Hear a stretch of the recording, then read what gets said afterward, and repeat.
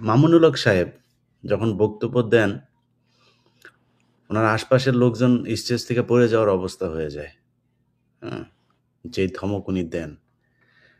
জেলখানায় ছিলেন, জেলখানায় কেন গিয়েছিলেন সেটাও আমরা জানি। আপনি সারা দেশে মোদি বিরোধী আন্দোলনের লোকজনকে আপনি রাস্তায় নামায় দিলেন। এরপরে আপনি গার্লফ্রেন্ড নাকি বউ নিয়ে আপনি ইয়েতে গেলেন, রিসোর্টে গেলেন। তো আপনার এত যৌন উত্তেজনা উঠে গেল, আপনি তখন এমন পরিস্থিতিতে আপনি ভাই এ আরেকটু স্টেজ ইলিয়াস ভাই আরেকটু মানে নমনীয় হব? শালীনতার সাথে আরেকটু বললেন। নমনীয় হব? মানে মানে বলেন ঠিক আছে মানে কথা যেগুলো আমরা তো থামাবো না আপনাকে ও কিন্তু আচ্ছা, আরেকটু নমনীয় হয়ে বলি। মানে উনি যে এই ইয়েতে গিয়েছিলেন মানে রিসোর্টে স্ত্রীর সাথে দেখা করতে গিয়েছিলেন। একান্তে সময় কাটাতে গিয়েছিলেন। তো এই যে উনি ওই সময় গিয়ে তারপরে ধরা-টরা খেলেন। তারপরে জেলখানায় যাওয়ার পরে যেই মানুষগুলো কেন বললাম জানেন? কথাগুলো কেন বলছি? কারণ ওই জেলখানার মানুষগুলোর পরিবারের সাথে নানানভাবে আমি কিন্তু সম্পৃক্ত। যারা উনাকে নিজের আপনি নিজে জেলে ছিলেন, আপনি জানেন সেখানে পানির স্বল্পতা, গোসল করার, উজু করার জন্য অ্যা পানি পাওয়া যায় না। অনেকের গোসলের পানি ২-৩ জনের পানি উনাকে দিয়ে দিয়েছেন।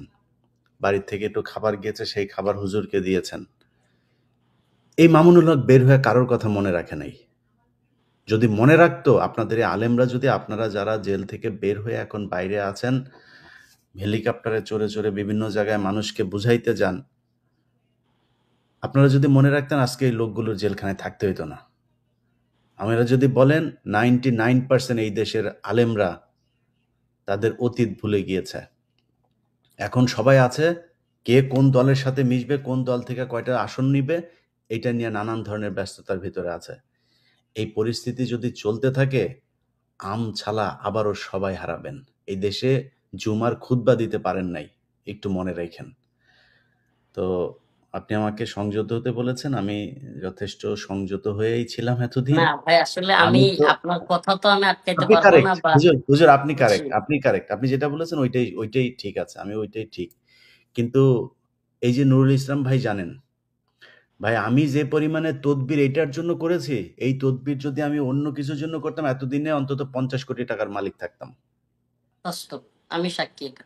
আমি জানি। অন্তত ৫০ কোটি টাকা। আমি যেই রাষ্ট্রের যেই পর্যায়ের মানুষের সাথে কথা বলিয়ে দিয়েছি আপনাদের বিভিন্ন জনকে, বিভিন্ন জনের জামিনের ব্যাপারে। অনেকের জামিন হইতো না। আমি ইলিয়াস হোসাইন সেখানে ইন্টারফেয়ার না করলে জামিন হইতো না।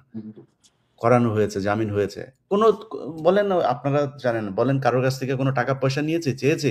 পকেট থেকে দিয়েছি আমি। নুরুল ভাইকে জিজ্ঞেস করেন, আমার পকেট থেকে লক্ষ টাকা দিয়েছি আমি। আমি গরিব মানুষ।